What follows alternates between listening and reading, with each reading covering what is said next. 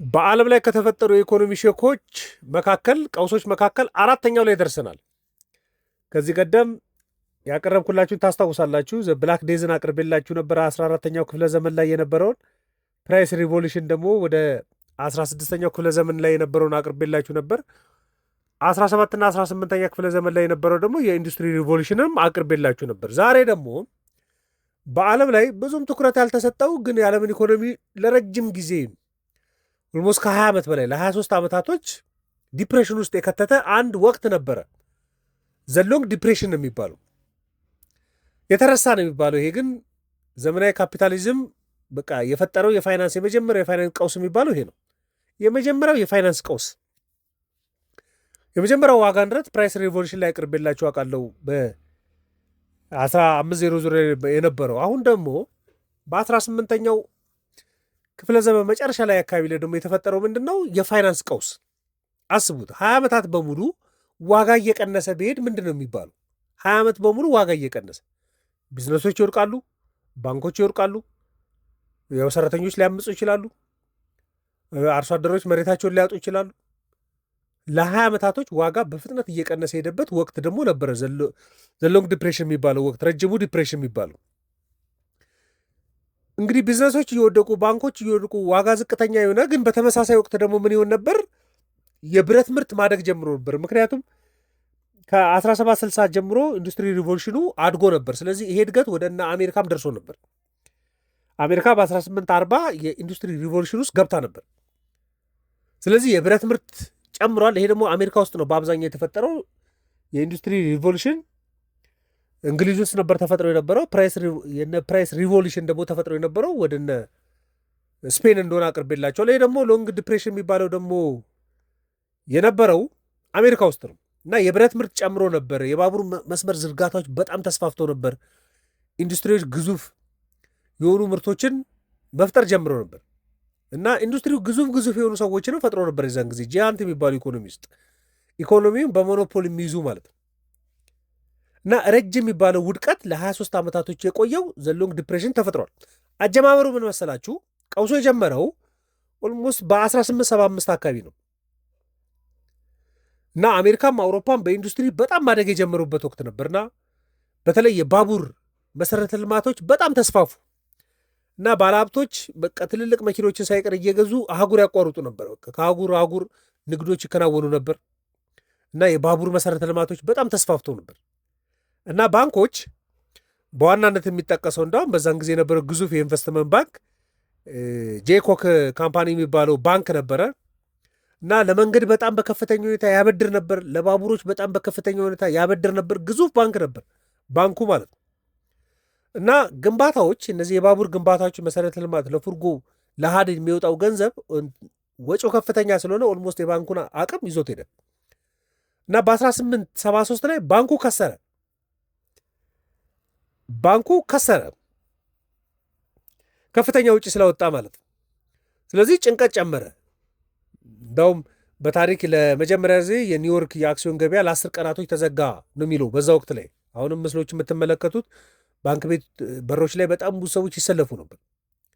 ብዙ ባንኮች ተከታትለው ወደቁ። ብድር የሚባል ነገር ጠፋ።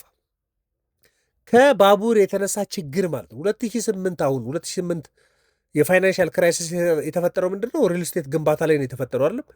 ይሄ በ1873 ላይ ደግሞ የባቡር ሀዲዶች ለመገንባት በወጣ ወጪ ይሄው ተከስቶ ነበር። ይህ መጀመሪያው በዓለማችን የፋይናንሻል ቀውስ ሲባለው እሱ ነው።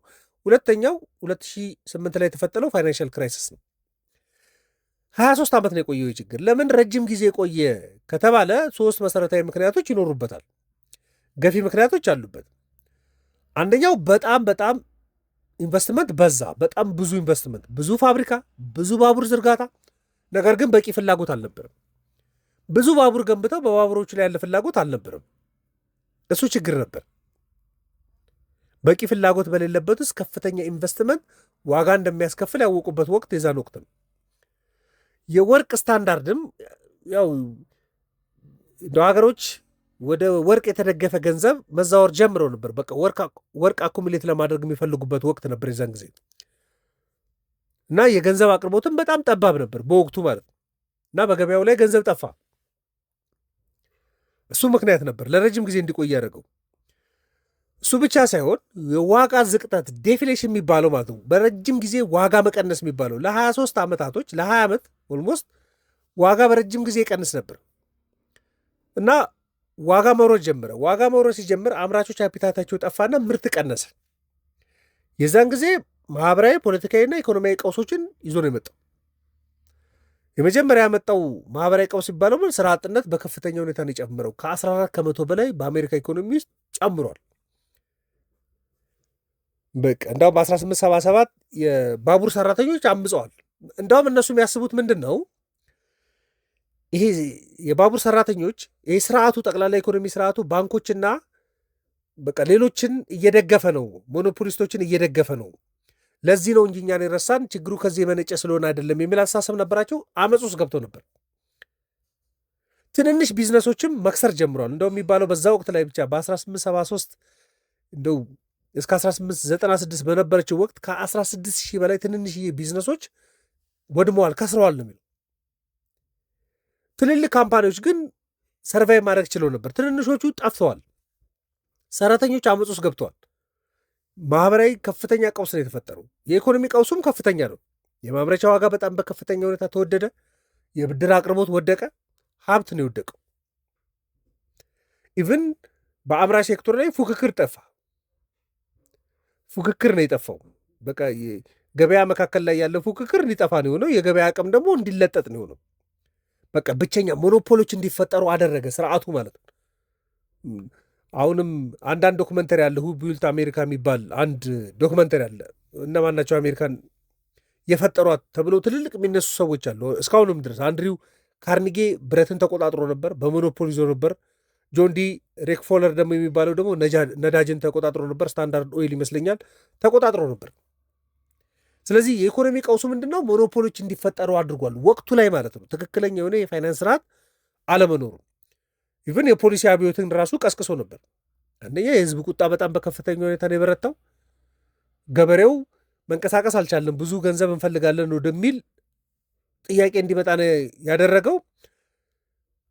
ስለዚህ ምንድነው እየወሰኑ የመጡት ሪዘርቭን ማሳደግ በጣም ተገቢ እንደሚሆን የዛን ጊዜ ተገንዝበዋል። እና በዋናነት የዓለም ኢኮኖሚ በዛ ችግር የተማረው ምንድነው የፋይናንስ ሴክተር ለካ ይወድቃል የሚለውን ያወቁት የዛን ጊዜ ነው። ግን የሚገርመው 2008 መጥተው እሱን ችግር ደግመውታል። የአሜሪካ ኢኮኖሚ የራሱ የአሜሪካ ኢኮኖሚ ደግሞታል። ለኢትዮጵያ ሚሊኒየም ጊዜ ማለት ነው። የዋጋ ዝቅጠት፣ ረጅም ጊዜ ዋጋ መቀነስ፣ ረጅም ጊዜ ዋጋ ከመጨመር በላይ ከዋጋ ንረት በላይ አደገኛ መሆኑን ዓለም የተረዳችበት የመጀመሪያ ጊዜ እሱ ነው።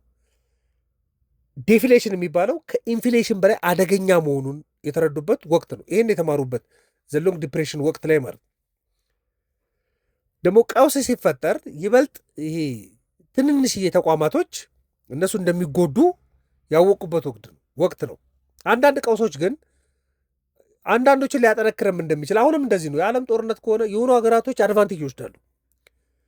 ዋጋነት ሲኖር የሆኑ የሚያተርፉ ካምፓኒዎች፣ ድርጅቶች ይኖራሉ። የተወሰኑ ጠንካራና መሰረት ያላቸው ያመልጣሉ። ግን አብዛኛው ትንንሾቹ እንዲጎዱ ነው የሚያደርገው። ይህንን ዓለም ተረድቷል በዛ ወቅት ላይ ማለት ነው። የገንዘብ ፖሊሲ በጣም ወሳኝ መሆኑን የተረዱበት ትክክለኛ ጊዜ ዘሎንግ ዲፕሬሽን የሚባለው ወቅት ላይ ነው። ስለዚህ ገንዘብ ዝም ብሎ ከፈሰሰ ችግር መሆኑን አውቋል።